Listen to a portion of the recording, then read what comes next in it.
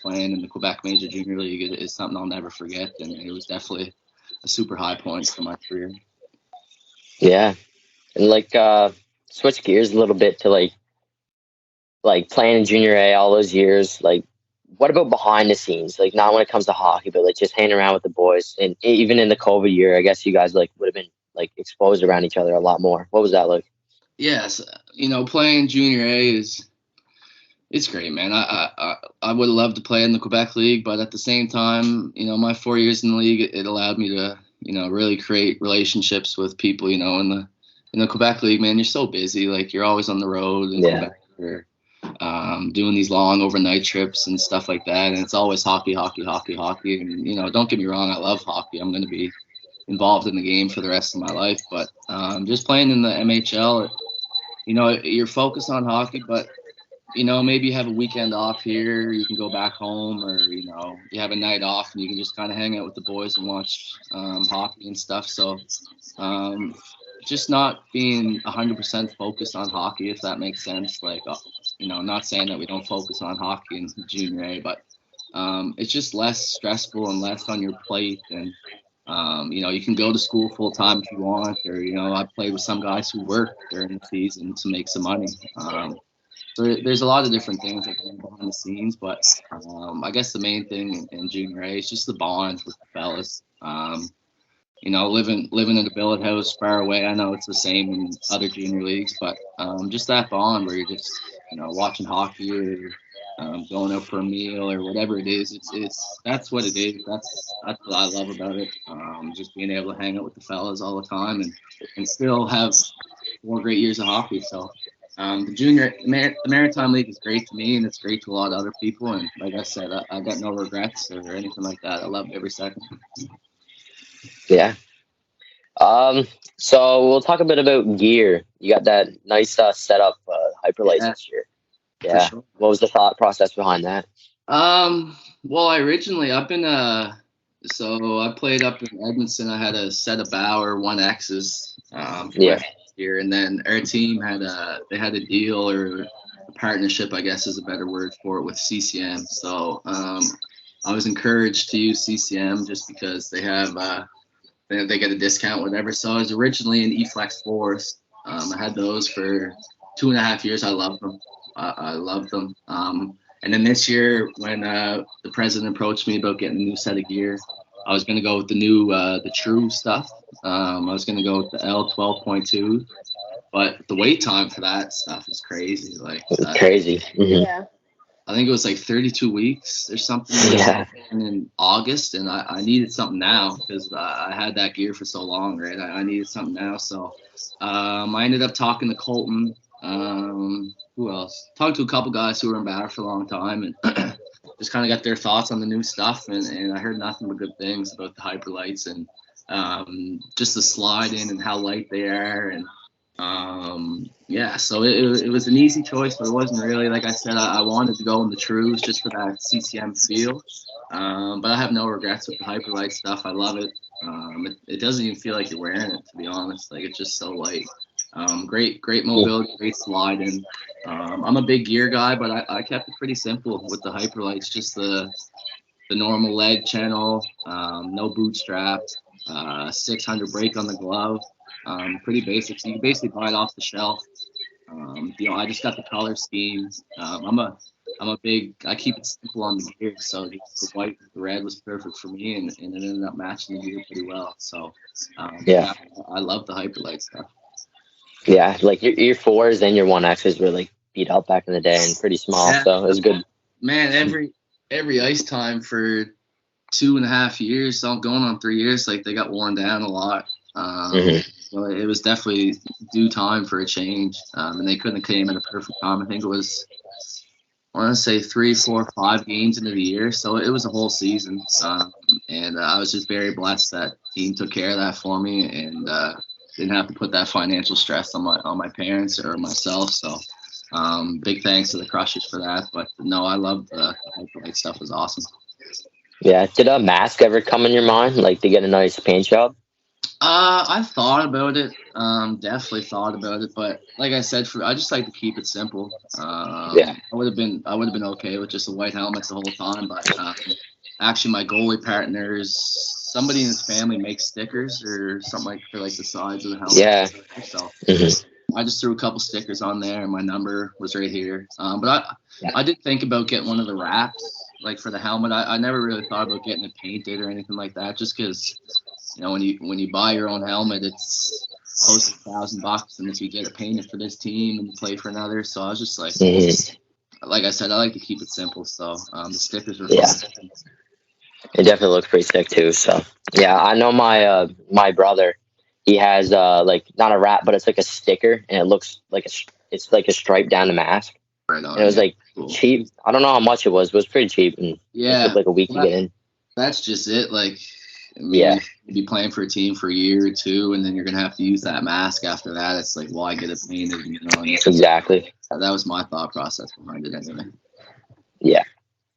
I don't know if you've seen Bauer's new Connect skates coming out, but what are your thoughts on those?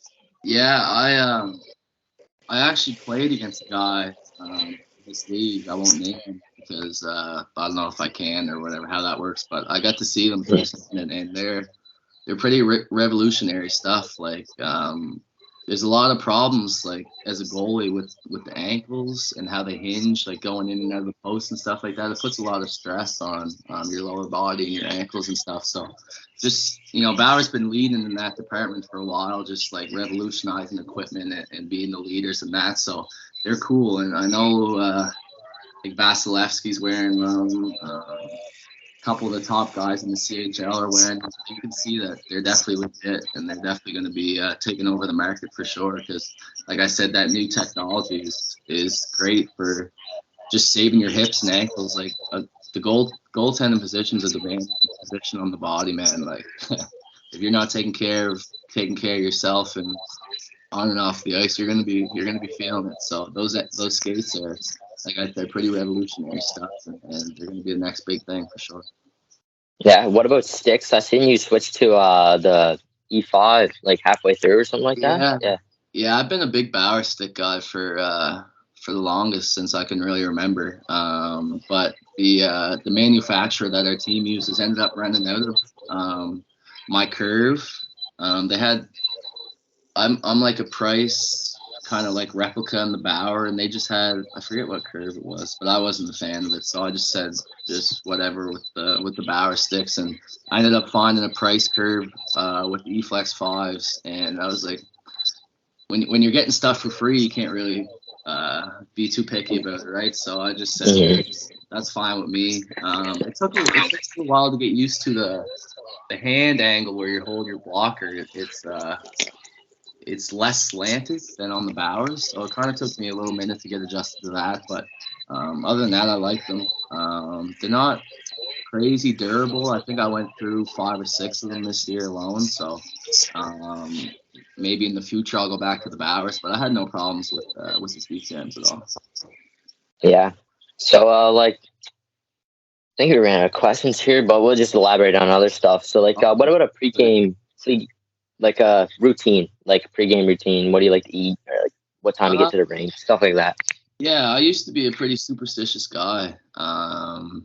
In midget and stuff like that, I would, do stuff at the same time and, listen to music and kind of be by myself. But I found that I was just too, I don't know what's the right word, like too focused, like too into it. And I kind of play with my mind. Yeah. I would always get my own head about different things and stuff like that. And superstitions and routines, it's all about what works for you, right? So I've played a lot of hockey, and I've found some things that work for me. So yeah, I guess a typical day for me, like a game day, I'd wake up, text some of the boys see if they want to go for breakfast. There's a cool breakfast spot here in Glasgow, homemade East Side Diner, shout out East Side. Go for a bite to eat, go to the rink after, just hang out, stretch a little bit, get loose. I'm a big nap guy. I need a nap before a game, so I'll come home and nap probably an hour and a half, at 2 hours. And then once the match ends, I got a couple things I like to do.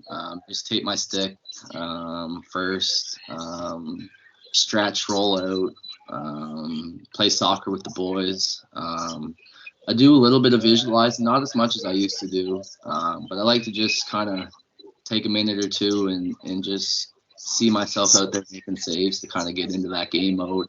But I'm not a big superstitious guy. Like I said, I think it just plays with your head for me anyway. It's just more bad than it does good. That's what I found. Yeah. So the less superstitious I am, the better, really. So I just have a couple things I like to do that I feel get me ready for the game. So yeah, not very superstitious.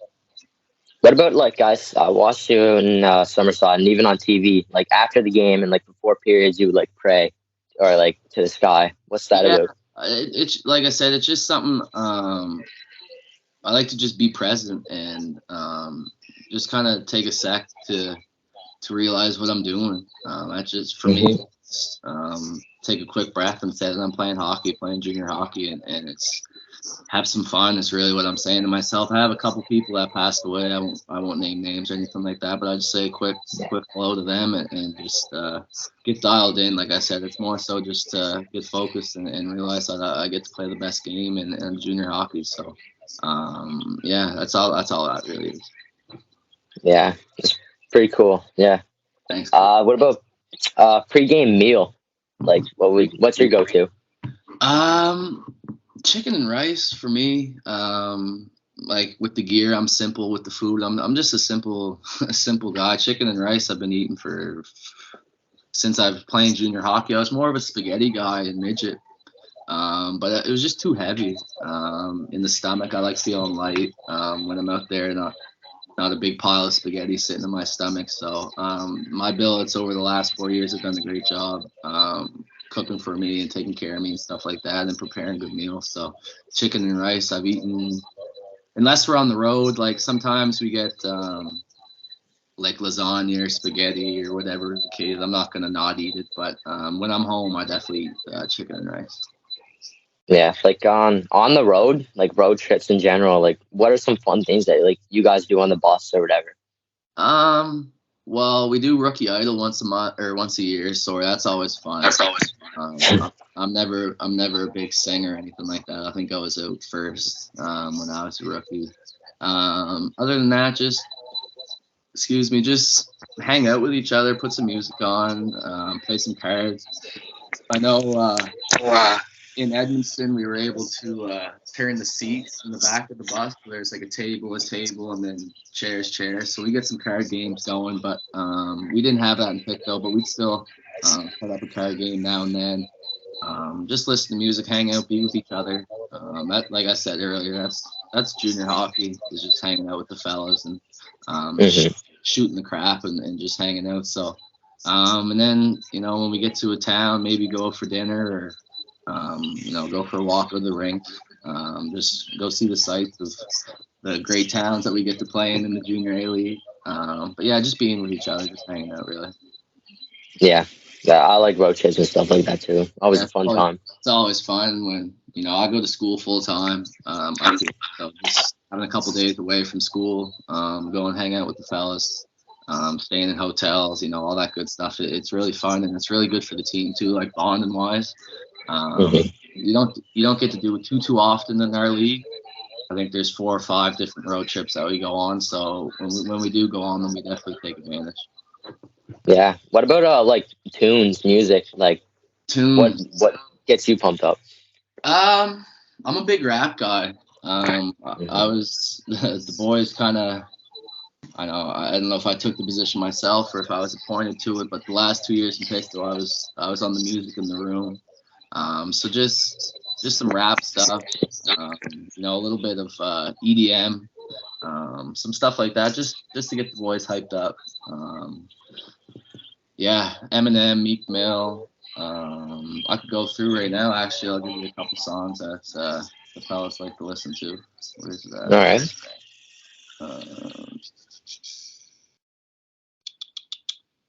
Kelly Price by the Migos, Dreams and Nightmares. Cinderella Man's a good one. There's a mix on SoundCloud. It's like a mashup, like a mixture of a couple different songs. So just it's pretty hardcore. Nothing soft Yeah. for the games because we're trying to get pumped up. But yeah, a lot of rap, a lot of EDM.